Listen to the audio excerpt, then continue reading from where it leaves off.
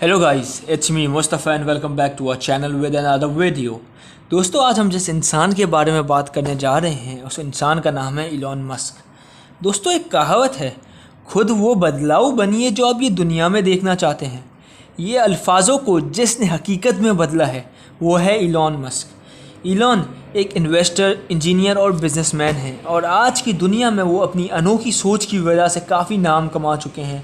Elon का हमेशा से एक मकसद रहा है कि इंसानों की परेशानियों को दूर करना, और इसी सोच और मकसद की वजह से आज वो पूरी दुनिया में एक जीनियस एंटरप्रेन्योर के नाम से जाने जाते हैं। इलॉन आज के समय में फोर्ब्स के हिसाब से दुनिया के 21वें अमीर तरीन आदमी हैं। दोस्तों, पर कोई भी आदमी जन्म से अमीर नहीं होता। इस मकाम तक पहुंचने के लिए न जाने उसे कितनी मेहनत करनी पड़ती है। इसी तरह इलॉन ने भी बचपन से ही काफ़ी मेहनत करी है और आज इसकी वजह से ही वो हर कोई के लिए एक इंस्पिरेशन बन चुके हैं। तो चलें दोस्तों, इलॉन की मोटिवेशनल जर्नी को हम शुरू से जानते हैं। इलॉन 28 जून 1971 साउथ अफ्रीका के शहर प्रिटोरिया में पैदा हुए। उनके फादर का नाम इरोल था और वो एक इंजीनियर होने के साथ साथ पायलट भी थे। उनकी वालदा का नाम माए था, वो एक मॉडल और डाइटिशियन थी। जब वो 9 साल के थे उनके पेरेंट्स की डाइवोर्स हो गई। बचपन से ही उन्हें रीडिंग का बहुत शौक़ था। वो कहते हैं कि मुझे बुक्सों ने पाल पोस कर बड़ा किया, फिर मेरे पेरेंट्स ने। जब वो स्कूल में थे उन्होंने अपनी स्कूल की लाइब्रेरी की सारी बुक्सें पढ़ ली। कंप्यूटर और प्रोग्रामिंग में उन्हें बचपन से ही दिलचस्पी थी। महज 12 साल की छोटी सी उम्र में उन्होंने कंप्यूटर प्रोग्रामिंग सीख कर ब्लास्टर नाम का एक गेम बना डाला, जिसको उन्होंने $500 की कीमत में PC एंड ऑफिस टेक्नोलॉजी नाम की एक कंपनी को भेज दिया। अपनी ग्रेजुएशन कंप्लीट करने के बाद वो PhD के लिए स्टैनफोर्ड यूनिवर्सिटी चले गए, पर 2 दिन में ही उन्होंने इंटरनेट बूम का अंदाज़ा लगा लिया और उन्होंने यूनिवर्सिटी से ड्रॉप आउट कर दिया।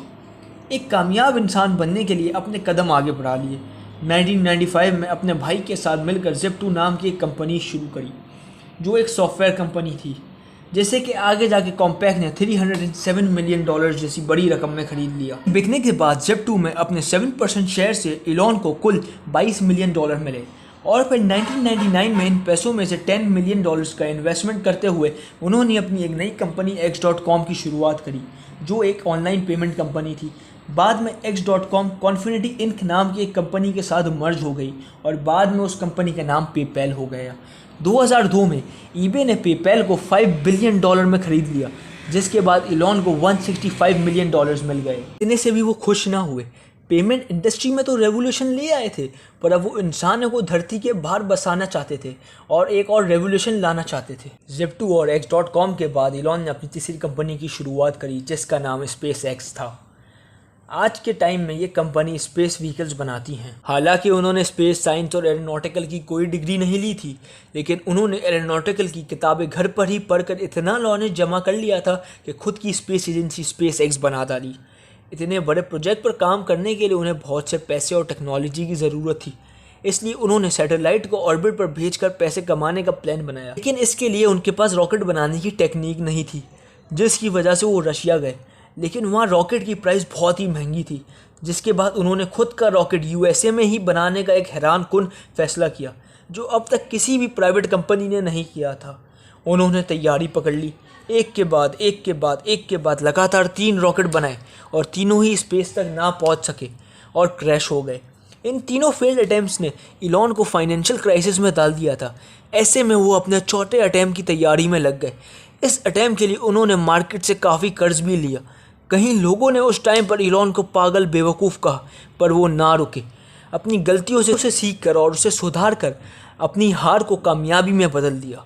उनका 4th अटैम्प्ट सक्सेसफुल हुआ और स्पेस इंडस्ट्री में खलीबली मच गई। इलॉन ने अपने एक इंटरव्यू में बताया कि वो 2030 तक इंसानों को मंगल ग्रह पर बसाने की पूरी तैयारी में हैं। इतना ही नहीं दोस्तों, इलॉन अब एक ऐसा सैटेलाइट स्पेस में छोड़ना चाहते हैं जिससे पूरी दुनिया में बहुत ही ज़्यादा फास्ट और फ्री इंटरनेट चल सके। इसके बाद इलॉन कभी पीछे ना मुड़े।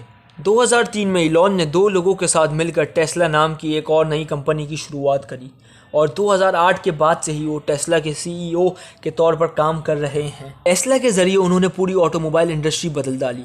जब उन्होंने टेस्ला की प्लानिंग करना शुरू करी थी और इलेक्ट्रिक कार का सोचा था, तो बहुत सारी इंडस्ट्री के लोग बोल रहे थे ये इम्पॉसिबल है, ये अपना और इन्वेस्टर का पैसा वेस्ट कर रहा है। और तो और ये भी कह रहे थे कि इलेक्ट्रिक कार कभी भी रियलिटी नहीं बन सकती। लेकिन इलॉन के कुछ अलग ही प्लान्स थे, उन्होंने सबको गलत साबित कर दिया। 2006 में इलॉन ने नई कंपनी सोलर सिटी का आगाज़ किया, जो 2013 में यूएसए में सोलर पावर सिस्टम फराहम कराने वाली दूसरी सबसे बड़ी कंपनी बन चुकी है। दिसंबर 2015 में इलॉन ने एक आर्टिफिशियल इंटेलिजेंस कंपनी की शुरुआत करी, जिसका नाम ओपन एआई रखा गया। 2016 में इलॉन मस्क ने न्यूरालिंक नाम की एक कंपनी के को-फाउंडर बने। न्यूरालिंक के थ्रू वो चाहते हैं कि वो एक ऐसी डिवाइस बनाए जिससे लोग अपने दिमाग से ही कंप्यूटर और मोबाइल को कंट्रोल कर सकते हैं। एट लास्ट दोस्तों, देखा ना आपने, इलॉन मस्क अलग अलग तरह के कई कामों में लगे हुए हैं और इस बात से इन्होंने साबित कर दिया कि उन जैसा सोच रखने वाले लोग ही कुछ बड़ा कर पाते हैं। इलॉन आज पूरी दुनिया में ही नाम कमा चुके हैं, लेकिन उनका मानना है कि दुनिया में अभी भी कई ऐसी चीज़ें हैं जिसे हम बेहतर करके ह्यूमैनिटी के लिए काम कर सकते हैं। उम्मीद है आपको ये इलॉन मस्क की ये मोटिवेशनल वीडियो बहुत पसंद आई होगी, और जाते जाते वीडियो को लाइक और चैनल को सब्सक्राइब कर दीजिएगा, क्योंकि हम आगे भी ऐसी मोटिवेशनल वीडियोज़ लाते रहेंगे। शुक्रिया।